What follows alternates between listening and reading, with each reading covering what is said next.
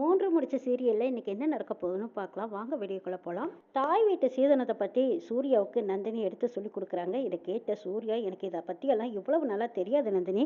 இப்ப நீ சொன்னதுக்கு அப்புறம் தான் எனக்கு தெரியுது. ஆனா இந்த மாரி எல்லாம் தங்கச்சிகளுக்கு செய்யும்போது மனசுக்கு எவ்வளவு சந்தோஷமா இருக்கு தெரியுமா? நீ சொல்றது சரிதான். சரி, இப்ப தெரிஞ்சுக்கிட்டனால விஜயாவுக்கும் மாதவிக்கும் நம்ம முறைப்படி சீர் செஞ்சிடலாம் அப்படிங்கிறாங்க சூர்யா. இதை கேட்ட நந்தினி ரொம்பவே சந்தோஷப்படுறாங்க. போய் புடவையெல்லாம் எடுத்துட்டு வராங்க, ஃப்ரூட்ஸ் எல்லாம் வாங்குறாங்க. இதெல்லாம் முறையாக வாங்கிட்டு போய் முதல்ல விஜயாவுக்கு வைக்கிறாங்க. விஜயா ரொம்ப சந்தோஷத்தில், இது நாள் வரைக்கும் எனக்கு ஒரு ஏக்கம் இருந்துச்சு, அந்த ஏக்கம் இப்போ தீர்ந்துருச்சு, இத்தனைக்கும் காரணம் நந்தினி தாங்கிறாங்க சூர்யா. இது எல்லாம் கேட்ட விஜயும் சொல்கிறாங்க, ஆமாம் நந்தினி, எவ்வளவுதான் சொத்து சுகம் இருந்தாலும் தாய் வீட்டு சேதனத்துக்கு ஈடாகுமா சொல்லு பார்க்கலாம். அந்த குறையை இன்னைக்கு நீ நிறைவுபடுத்திட்ட, எனக்கு சூர்யா ஒரு அண்ணங்கிறத உறுதிப்படுத்திட்டேன்னு சொல்லி சந்தோஷப்பட்டு அந்த சீர்வரிசையை வாங்கிக்கிறாங்க.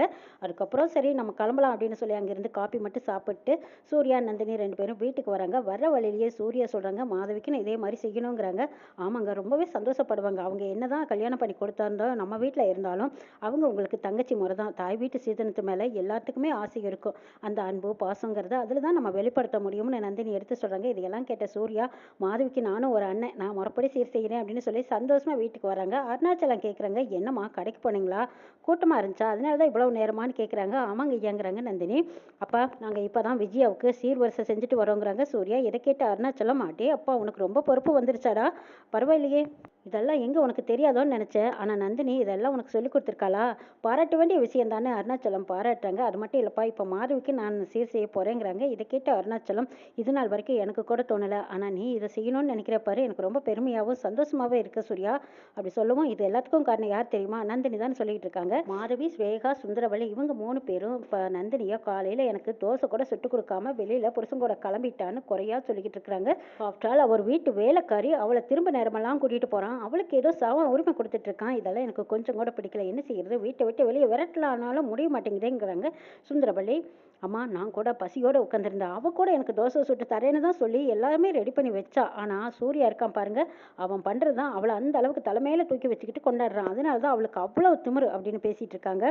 இங்கே மாதவி ரொம்பவே அனாவசியமாக பேசிகிட்டு இருக்காங்க. அப்போ சூர்யா வர்றாரு. வந்ததும் எல்லாரும் கப்பு சுப்புன்னு பேச்சு அடைக்கிறாங்க. ஆமாம்மா, சூர்யா வந்துட்டான், இதுக்கப்புறமா பேசாதீங்க, நம்மளை தான் மட்டம் தட்டி பேசுவாங்கிறாங்க. ஆமாம், தெரிஞ்சது தானே, எல்லா விஷயம் தெரிஞ்சதுனால தான் அவன் அந்த அளவுக்கு ஆடிக்கிட்டு இருக்கா அப்படின்னு நந்தினியை மோசமாக பேசிகிட்டு இருக்கிறாங்க. சூர்யா வந்ததும், மாதவி உனக்கு ஒரு கிஃப்ட் தர போகிறேன், இங்கே வான்னு சொன்னதும் மாதவி ரொம்ப சந்தோஷமா, என்ன என்ன எனக்கு வாங்கிட்டு வந்தீங்கன்னு கேட்குறாங்க. நந்தினி அந்த புடவை தட்டு இதெல்லாம் எடுங்கிறாங்க. நந்தினியும் முறைப்படி தட்டெல்லாம் எடுத்து வச்சு ஃப்ரூட்ஸ் எல்லாம் எடுத்து பணமெல்லாம் வச்சு புடவையும் எடுத்து வைக்கிறாங்க. நந்தினி, நீயும் சேர்ந்து வா, மாதவிக்கு நம்ம 2 பேரும் சேர்ந்து செய்யலாங்கிறாங்க. மாதவி, உன் புருஷனை கூப்பிடுங்கிறாங்க. அசோக் வந்து நிற்கிறாரு. அசோக் மாதவி 2 பேரும் என்ன கொடுக்க போகிறான் அப்படின்னு அவளோட எதிர்பார்த்து நிற்கும் போது அப்போ தான் சூர்யா சொல்கிறாரு, இன்னைக்கு உனக்கு சீர்வரிசை கொடுக்க போகிறோம், நானும் நந்தினியும் உனக்கு கொடுக்குறோம், நீ வாங்கிக்கோங்கிறாங்க. அப்படியா, எனக்கு ரொம்ப சந்தோஷமா இருக்குது அப்படின்னு சொல்லி மாதவி ஆவலோடவும் ஆசையோடவும் வந்து அந்த சீர்வரிசை வாங்குறதுக்கு வராங்க. அப்போங்க பார்த்து சுந்தரவள்ளி வந்ததும் அதை ஓங்கி ஒரு தட்டு தட்டி விடுறாங்க. யார் யாருக்கு சீர் கொடுக்கறது, ஏண்டி என் பையன் தான் கூப்பிட்டா அதுக்காக நீயும் வந்து பக்கத்தில் நின்று என் பொண்ணுக்கு நீ சீர் கொடுப்பியா, உங்கள் அப்பாவோட நிலை என்ன தெரியுமா, என் வீட்டு வாசலில் கேட்டுக்கிட்ட நிற்கிற ஒரு வாட்ச்மேன் பெத்த புள்ள நீ, ஒரு நோம்பி நொடி நலம் போலும் இப்படி விசேஷம்னா அவள் ஏன் முன்னாடி வந்து தலையை சொரிஞ்சுக்கிட்டு அம்மா திரும்பி பார்ப்பாங்களான்னு எதிர்பார்த்துட்டு இருப்பான். அந்த நேரம் நான் திரும்பி பார்த்தா தலையை சொரிஞ்ச கிட்ட வந்து பணிஞ்சு நின்று கூனி குறுகி, நோம்பி வருது, கொஞ்சம் 5 10 சேர்த்தி கொடுங்கம்மான்னு கெஞ்சி கேட்குறவன் உங்கள் அப்பன். அப்படிப்பட்டவன் பெத்த புள்ள நீ என் பொண்ணுக்கு சீர்வரிசை செய்ய போறியா, இதெல்லாம் யார் கொடுத்த தைரியம், ஏண்டி என் பையன் உனக்கு சப்போர்ட் பண்ணனா அதுக்காக நீ என் பொண்ணுக்கு சீர் பண்ண வந்துடுவியா, அடுத்த வேலை கஞ்சிக்கு வழி இல்லாத நாய்க்கு நீங்கள், நீ வந்து என் பொண்ணுக்கு சீர் பண்ணுறேன்னு சொல்லி முன்னாடி என்னன்னா அப்போ எனக்கு என்னடி மரியாதை இருக்குது, என் பொண்ணுக்கு என்ன கொடுக்கணும், எப்படி கொடுக்கணும், என்னெல்லாம் கொடுக்கணுங்கிறது எனக்கு தெரியும். ஆஃப்டர் இந்த 4 பழத்தை வாங்கிக்கிட்டு வந்து அதில் ஒரு புடவையை எடுத்து வச்சு நீங்கள் வைக்கிற பணத்தை கொடுத்தா அதுக்கு பேர் சீர்வரிசையா, என் வீட்டு வேலைக்காரி நான் போடுறத தின்னுட்டு பேசாமல் ஓரமாக ஒதுங்கி கிடக்கிறவன் இன்னைக்கு நடு வீட்டில் நின்றுக்கிட்டு என் பையன் உங்கள் கழுத்தில் தாலி கட்டிட்டாங்கிறக்காக நீ என் பையன் கூட சேர்ந்துக்கிட்டு வந்து சீர்வரிசை செய்ய வருவியா, மரியாதையாக அந்த பக்கம் போயிடு, இதுக்கு முன்னாடியே என் கண்ணு முன்னாடி நின்று என்ன நடக்கணும் எனக்கே தெரியாது அப்படின்னு சுந்தரவள்ளி திட்டுறாங்க. இதையெல்லாம் பார்த்துக்கிட்டு இருந்த சூர்யா, இல்லை என்னம்மா எனக்கு ஒன்றும் புரியலையே, தாய்க்குழமை எங்கே மறுபடியும் சொல்லுங்கள், இவளை நான் கல்யாணம் பண்ணி என் பொண்டாட்டியே ஏற்றுக்கிட்டேன், இதுக்கப்புறமும் இன்னும் வீட்டு வேலைக்காரியாகவே நீங்கள் பார்த்துட்டு இருக்கிறது பெரிய தப்பல்லவா, என் தங்கத்துக்கு நான் சீர்வரிசை கொடுக்கும்போது என் பொண்டாட்டியும் பக்கத்தில் தான் நிற்பான், என் பொண்டாட்டி என்ன சொல்கிறாளோ அதைத்தான் நான் கேட்பேன், இந்த வீட்டுக்கு நான் ராஜானா என் பொண்டாட்டி ராணி, வீட்டு பொறுப்பு என் பொண்டாட்டி எடுத்துக்கணும், கம்பெனி பொறுப்பை நான் எடுத்துக்கிட்டேன், இனிமேல் இதுக்கப்புறமும் யார் எதுவும் பேசக்கூடாது, இதை பார் நந்தினி, தாய்க்குளம் பேசுறதையெல்லாம் அந்த பக்கம் தூர தூக்கி போட்டு என்ன சொல்கிறனோ அதை மட்டும் நீ கேளு, இந்த வீட்டு வீட்டுக்கு மகாராணி நீ தான் சரியா? நேத்து வரைக்கும் நீ வீட்டு வேலைக்காரின்னு சொல்லிட்டு இருக்காங்கல்ல, இனிமே நீ தான் வீட்டு பொறுப்பையே எடுத்து நடத்த போற சார். வீட்டுக்கு என்னெல்லாம் தேவையோ அதெல்லாம் உன்கிட்ட வந்து அவங்க கேட்டு வாங்கிக்கிட்டும். எல்லா பொறுப்பையும் நீ தான் எடுத்துக்க போற. உன் கையில தான் இந்த நிர்வாகம் இருக்கணும். இந்த வீடே உன் கண்ட்ரோல் தான் இருக்கணும் சரியா? நான் சொல்றபடி நீ நடந்துக்கோன்னு சொல்றாங்க சூர்யா. இதையெல்லாம் கேட்ட நந்தினி, ஐயோ என்ன சார் இது? அம்மா முன்னாடியே இப்படியெல்லாம் என்கிட்ட பொறுப்பை கொடுக்குறேன் பருப்பை கொடுக்குறேன்னு என்னை மாட்டி விடுறீங்களே, தயவுசெய்து கொஞ்சம் அமைதியாக வாங்க சார். நான் தான் சொன்னேன்னால இந்த சீர்வரிசையை நான்லாம் கொடுக்க முன் வரல, நீங்கள் மட்டும் செய்யுங்க, அதுலேயே சந்தோஷப்படுவாங்கன்னு சொன்னால் எங்கே கேட்குறீங்க? என்னையும் என்னாண்ட கூட்டிகிட்டு வந்து நிறுத்துனீங்க. இப்போ பாருங்கள் எல்லாத்தோட கோபத்துக்கும் ஆளாயிட்டேன். பத்தாததுக்கு வீட்டு பொறுப்பை வேற என்கிட்ட கொடுக்குறேன்னு சொல்லி இப்போ சுந்தரவல்லி அம்மா என்ன பார்க்குற பார்வையே சரியில்லை, நெரிச்சிடுற மாதிரி பார்க்குறாங்க. இதெல்லாம் தேவையா? பேசாமல் அமைதியாக இருங்க சார் அப்படின்னு முன்னு சொல்லி பார்க்குறாங்க நந்தினி.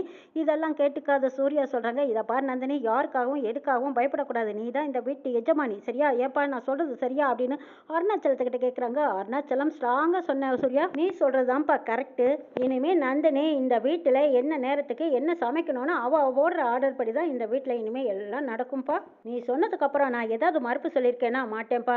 நந்தினி என்ன சாப்பிட கொடுக்குறாளோ அதை நான் வாங்கி சாப்பிடுவேன், திருப்தியாக இருப்பேங்கிறாங்க அருணாச்சலம். இதை கேட்ட நந்தினி, ஐயோ சார் நீங்களும் சேர்ந்து எனக்காக சப்போர்ட் பண்ணுறீங்க, அவங்க கோவத்தை இன்னும் தூண்டி விடுறீங்களே, ஏன் இப்படியெல்லாம் நடந்துக்கிறீங்க? கொஞ்சம் பேசாமல் அமைதியாக இருங்க. எரியிற நெருப்பில் எண்ணெய் ஊற்றி விட்டா மீண்டும் அது குபு குபுன்னு தானே எரியும். அந்த மாதிரி தான் சுந்தரவல்லி அம்மாவுக்கு என்னை பார்த்தாவே பிடிக்காது.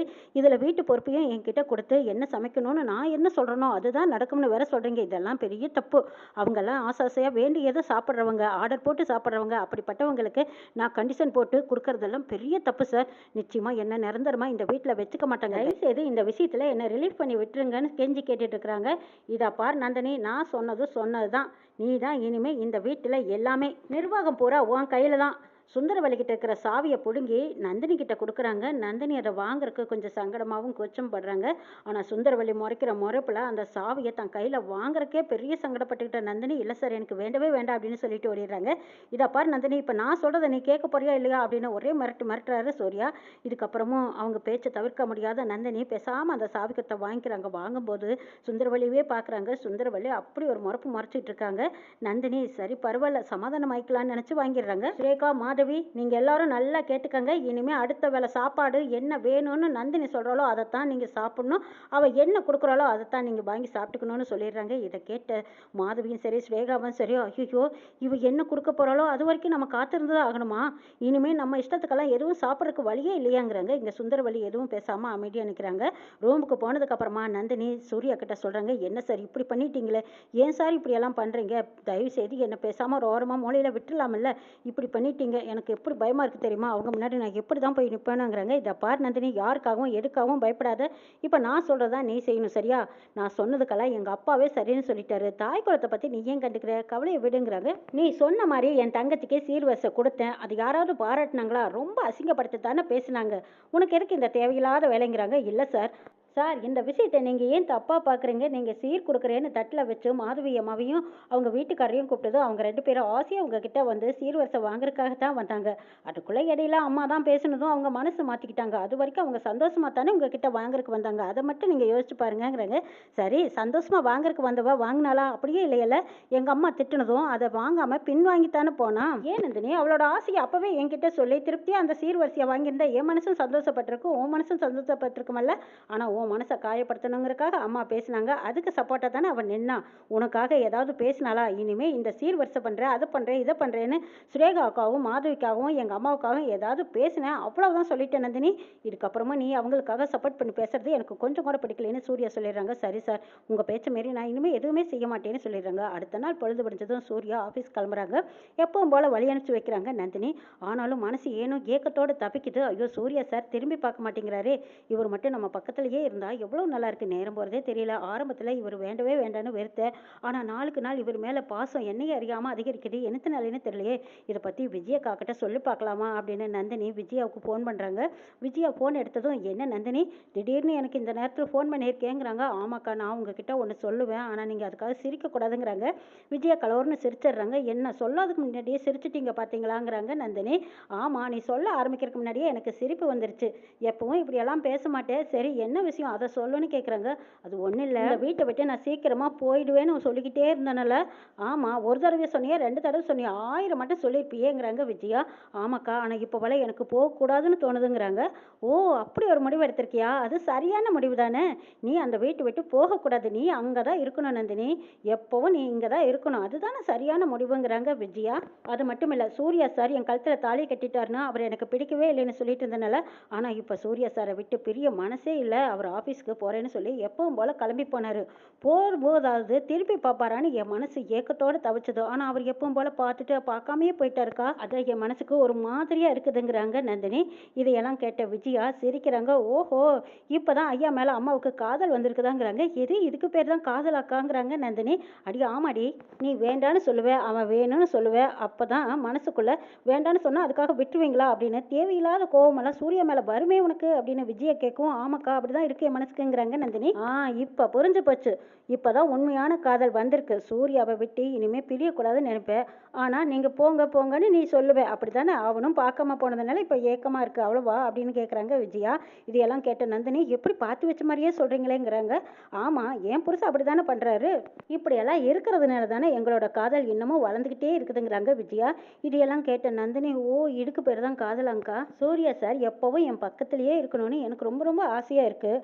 ஆனால் என்ன செய்யறது, அதை வெளியில் வாய் விட்டு சொல்ல முடியலைங்கிறாங்க நந்தினி.